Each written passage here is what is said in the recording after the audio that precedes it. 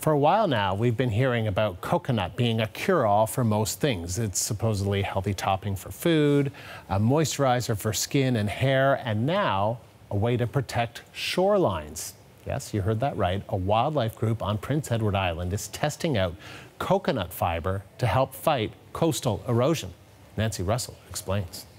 This is a new shoreline, 3 layers of logs made from rolls of coconut fibre. The benefit of it is it's natural and biodegradable, and it's a very tough fibre.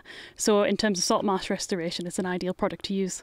Once the coconut fibre retaining wall is in place, the crew turns on a machine they've designed called a Silt Gator.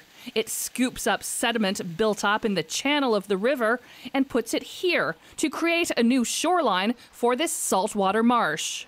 There's so many benefits to restoring a salt marsh in terms of your water quality, in terms of your sediment runoff, climate change, coastal protection, and when you're taking the sediments from the river channel, you're then taken out of the river channel and it improves fish passage. The Souris group is trying out 3 different ways of building a shoreline: the coconut logs, spruce boughs, which they've done before, and another new technique, wrapping oyster and bar clam shells in coconut fibre to create what's called a living shoreline.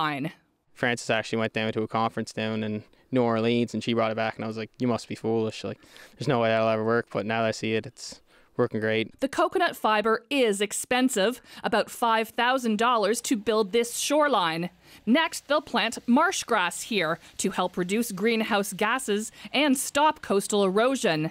They'll try all 3 methods for a couple of years, then see which one is most effective and affordable, and try it in a bigger area.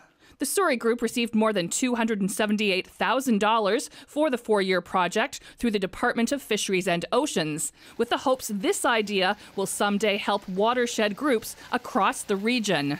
Nancy Russell, CBC News, Souris.